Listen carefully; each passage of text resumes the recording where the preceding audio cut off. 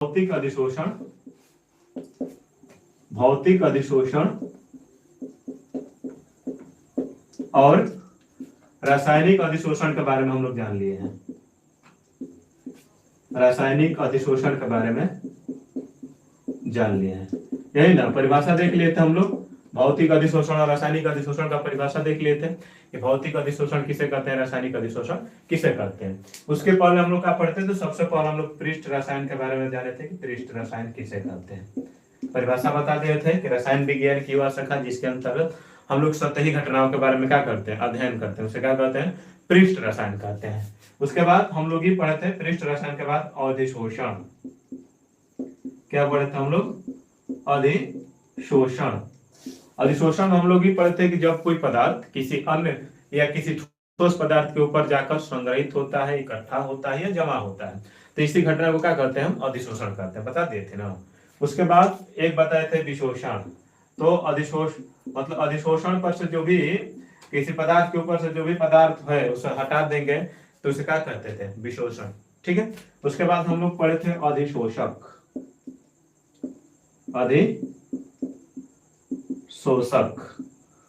अधिशोषक जिस पदार्थ के ऊपर, जिस पदार्थ के सतह के ऊपर अधिशोषण की प्रक्रिया कराई जाती है उस पदार्थ को या उस सतह को क्या कहते हैं, अधिशोषक। फिर उसके बाद हम लोग पढ़ते हैं अधिशोष। तो जो पदार्थ जाकर उसके ऊपर चिपकता था तो उस पदार्थ को क्या कहते थे, अधिशोष्य कहते थे। ठीक है, इतना तो हम लोग पढ़ लिए थे। उसके बाद हम लोग पढ़े थे अधिशोषण के प्रकार। तो अधिशोषण कितने प्रकार के बताए थे, 2 प्रकार का, भौतिक अधिशोषण और रासायनिक अधिशोषण। परिभाषा बता दिए थे कि भौतिक अधिशोषण क्या होता है, तो ऐसा अधिशोषण जिसके बीच का होता है तो कमजोर वान डर वाल्स बल लगता है उसे भौतिक अधिशोषण कहते हैं। और रासायनिक अधिशोषण तो ऐसा अधिशोषण जिसके बीच मजबूत वान डर वाल्स बल लगता है उसे क्या कहते हैं, रासायनिक अधिशोषण कहते हैं। ठीक है, तो इतना समझ में आ गया होगा। आज हम लोग जानेंगे भौतिक अधिशोषण और रासायनिक अधिशोषण में अंतर। ठीक है, भौतिक अधिशोषण और रासायनिक अधिशोषण में अंतर। भौतिक अधिशोषण और एक तरफ लिखिए रासायनिक अधिशोषण। अधिशोषण एक तरफ भौतिक अधिशोषण लिख दी और एक तरफ क्या लिखिए, रासायनिक अधिशोषण। वीवीआई कर लीजिएगा इसे, क्योंकि बहुत बार पूछ दिया है एग्जाम में। 2026 में इसका आने की ज्यादा संभावना है, कैसे कि 2025 में नहीं पूछा है। ठीक है, थोड़ा स्थिति देख ले लाइव का, ठीक ठाक दिखाई दे रहा है।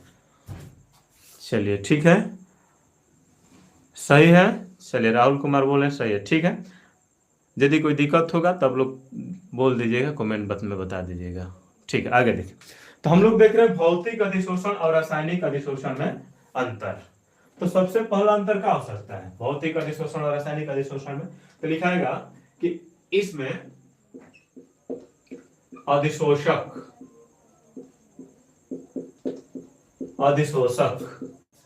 और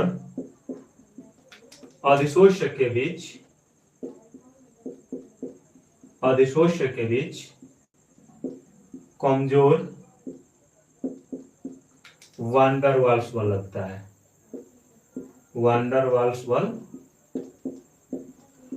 लगता है। ठीक है, इसमें क्या होगा, तो इसमें क्या होगा, तो इसमें अधिशोषक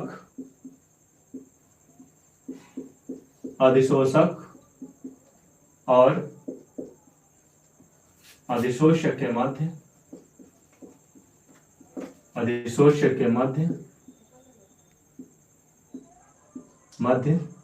मजबूत वान डर वाल्स बल लगता है। वान डर वाल्स बल लगता है, यही ना।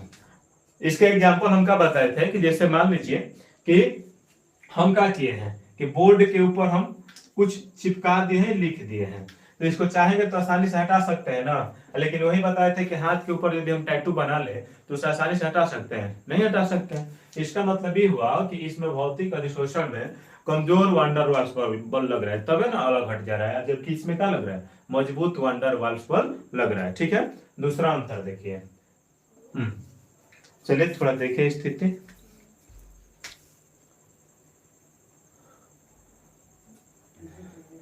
हाँ, दूसरा ये होगा, तो पहला तो हो गया कि इसमें अधिशोषक और अधिशोषक के मध्य कमजोर वांडर वाल्स पर लगता है, इसमें अधिशोषण और अधिशोषक और अधिशोषक के मध्य मजबूत वांडर वाल्स पर लगता है। दूसरा ही होगा कि इसमें अधिशोषक तथा अधिशोषक को, इसमें अधिशोषक तथा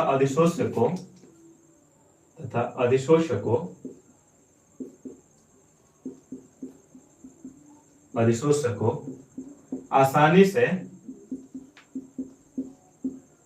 अलग किया जा सकता है, अलग किया जाता है, या जा सकता है। इसमें क्या होगा, इसमें आसानी से अलग नहीं होगा,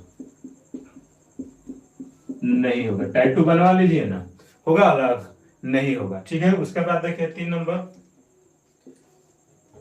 अधिशोषण। इसमें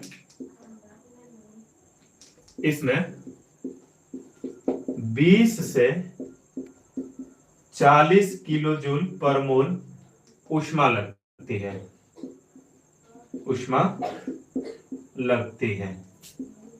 इसमें 40 से 400 किलो जूल पर मोल ऊष्मा लगती है।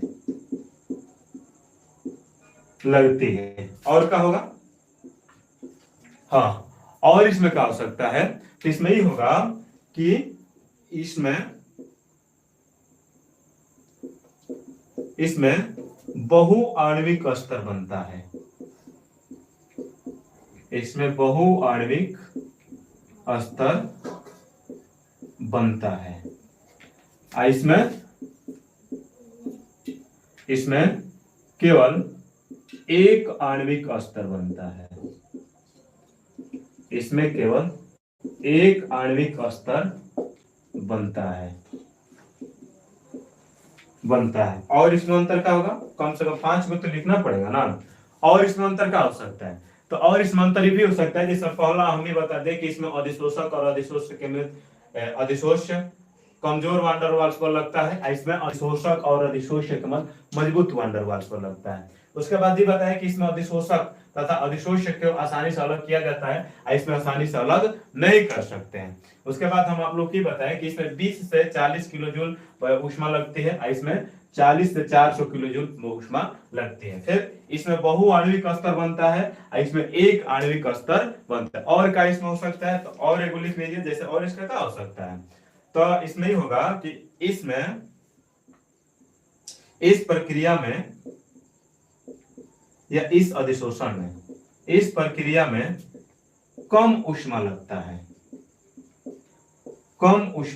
है, और इस प्रक्रिया में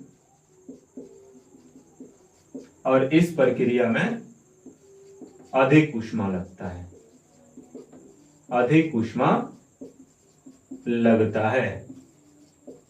और इस प्रक्रिया में अधिक ऊष्मा लगता है। तीसरा हमारा 5 गो अंतर, तो इसको वीवीआई करके अपने कॉपी पर नोट कर लीजिएगा। जब भी लाइव क्लास देखिए तो जब समझाया जाए तो मत लिखिए, जैसे अब हम लिख लिए ना, तो आप लोग इसका स्क्रीनशॉट ले लीजिएगा, कैसे कि पीडीएफ देने का तो व्यवस्था है नहीं हमारे पास। ठीक है, तो इसको लिख लीजिएगा और इसको याद कर लीजिएगा बढ़िया से। एकदम आसान भाषा में लिखवाए हैं, इससे आसान भाषा नहीं हो सकता है, ताकि आप लोग लिख सकते हैं। ठीक है, देख लीजिए और बढ़िया से थोड़ा स्क्रीनशॉट लीजिए, आगे देखिए।